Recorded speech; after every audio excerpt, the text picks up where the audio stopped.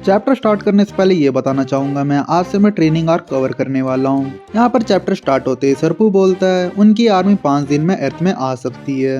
उनकी आर्मी आने से पहले तुमको उनको हराना होगा और ओकारुन के बॉल्स को कलेक्ट करना होगा, जिसकी वजह से उनकी आर्मी अर्थ में नहीं आ पाएगी। तो यहाँ पर आयरा सरपू से पूछती है 5 दिन में तो हम उन्हें कैसे ढूंढेंगे सरपू। इतने में यहाँ पर मोमो बोलती है वो बात तो ठीक है आयरा, लेकिन हम उन्हें हरा पाएंगे कि नहीं। इनकी बात सुनकर सरपू बोलता है तुम उन्हें नहीं हरा सकते। सरपू की बात सुनकर मोमो बोलती है ये बात बोलने वाले तुम होते कौन हो आखिर। फिर इतने में यहाँ पर आयरा जीजी को टॉन्ट मारते हुए बोलती है अगर कोई मेरे रास्ते की रुकावट ना बने तो मैं उन्हें इजीली हरा सकती हूँ। आयरा की बात सुनकर जीजी बोलता है तुम उन्हें अकेले नहीं हरा सकती आयरा। फिर यहाँ पर जीजी श्रिम्प को बोलता है क्या तुम स्पेसशिप में मिस चेको को वापस ला सकते हो क्या। तो यहाँ पर श्रिम्प जीजी को बोलता है एक्चुअली वो स्पेसशिप लूडो की है। श्रिम्प की बात सुनकर सरपू बोलता है क्या वो अर्थ पे है। सरपू का ऐसा रिएक्शन देख के वो सरपू से पूछती है क्या वो फेमस है क्या इतना। तो यहाँ पर सरपू मोमो को बोलता है कि लूडो को कौन नहीं जानता है, ऊपर से वो इतना पावरफुल जो है क्योंकि वो पूरे स्पेस में घूम चुका है और उनकी एक झलक देखने के लिए लोग किसी चमत्कार से कम नहीं है। इतने में मोमो सरपू को बोलती है कि मैंने एक बार गलती से उन्हें लात मार दी थी। मोमो की बात सुनकर सरपू बोलता है तुमने लूडो को लात मारी थी। इनको ऐसा बात करते हुआ देखकर आयरा बोलती ये सब छोड़ो, हम बिना सेको के कैसे फाइट करेंगे। इतने में मोमो बोलती है चलो हम सब मिलकर ट्रेनिंग स्टार्ट करते हैं। मोमो की बात सुनकर आयरा बोलती है 5 दिन में तुम कितना ही ट्रेनिंग कर लोगी मोमो। आयरा की बात सुनकर मोमो बोलती है लेकिन हम अपने पावर्स पे तो वर्क कर सकते हैं और उनकी वीकनेस पता करके हम उनके वीक स्पॉट पे अटैक कर सकते हैं। इतना सब हम 5 दिन में तो कर ही सकते हैं। इनकी बात सुनकर सरपू बोलता है यहाँ पर रह के ट्रेनिंग करना सही नहीं होगा। अगर तुम लोग यहाँ पर ट्रेनिंग करोगे तो तुम्हारे एनिमीज कभी भी तुम पे अटैक कर सकते हैं। अगर गलती से वो लोगों ने अपनी आर्मी बुला ली तो बहुत इश्यू हो जाएगा।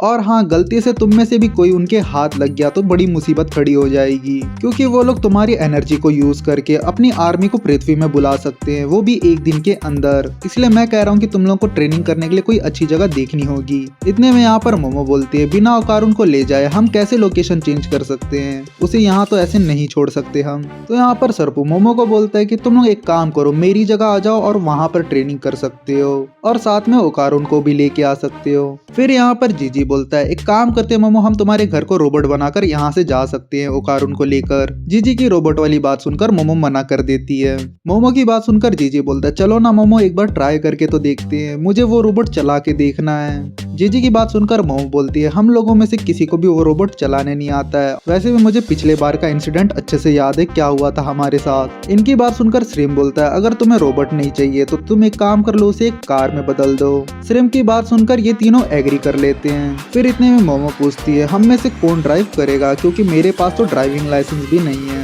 मोमो की बात सुनकर जीजी बोलता है हाँ अगर हमें कोई पुलिस पकड़ लिया तो बड़ी मुसीबत खड़ी हो जाएगी अभी। तो यहाँ पर मोमो बोलती है क्यों ना हमें कार की जगह उसे बाइक में बदल दे। फिर इतने में मोमो अपना विजुअलाइजेशन पावर यूज करके उस घर को साइकिल में बदल देती है, जिसको देखकर सब शॉक हो जाते हैं और ओकारू वहाँ पर लटकते रहता है उस साइकिल में। फिर इतने में मोमो फिर से ट्राई करती है विजुअलाइज करने की, यहाँ पर वो घर को फिर से एक बिल्ली में बना देती है और यहाँ पर हम देखते हैं उस बिल्ली के मुंह में ओकारू लटका हुआ होता है। फिर ये सब देखकर आयरा बीच में आती है और मोमो को साइड हटाती है और मोमो को कहती है कि अब मैं ट्राई करूंगी ये चीज। फिर यहाँ पर आयरा अपने दिमाग में ओकारुन कार और केक के बारे में सोचती है, जिसकी वजह से जो विजुअलाइजेशन का एंड प्रोडक्ट होता है वो तीनों का मिक्स मिलता है हमें। फिर इन तीनों का चूतिया देखकर बीच में श्रिम्प आ जाता है और यहाँ पर श्रिम्प अपने विजुअलाइजेशन पावर से अनरियलिस्टिक कार में चेंज कर देता है घर को।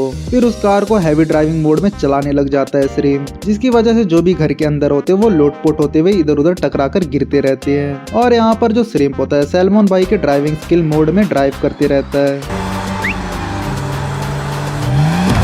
फिर थोड़ी देर में एक ग्राउंड पर लाकर रोक देता है उस कार को। फिर यहाँ पर हम देखते हैं जो कार होता है वो ऑटोमेटिकली घर में चेंज हो जाता है और फिर जो श्रिम्प होता है उस कार से उतरकर अपने विक्टिम्स फ्रेंड्स को देखता है और यहाँ पर श्रिम्प कहता है मैं इतने मुश्किल से ड्राइव करते हुए हैवी ड्राइविंग से यहाँ पर तुमको लेके आया और तुम शांति से सो रहे हो इधर। फिर थोड़ी देर बाद श्रिम्प के विक्टिम्स श्रिम्प के फ्रेंड्स घर से बाहर आते हैं। बाहर आकर मोमो कहती है क्या ये वही लोकेशन है नागी हॉस्पिटल की, यहाँ तो कुछ नहीं दिख रहा हमें आजू बाजू। मोमो की बात सुनकर सरपू बोलता है तुम चमन लो की अभी तक एंट्री नहीं हुई थी, इसलिए यहाँ पर अभी तक सन्नाटा था। और हाँ, इस एरिया में नेटवर्क और रेडियो सिग्नल जाम है, जिसकी वजह से यहाँ पर हमें कोई ट्रेस नहीं कर पाएगा।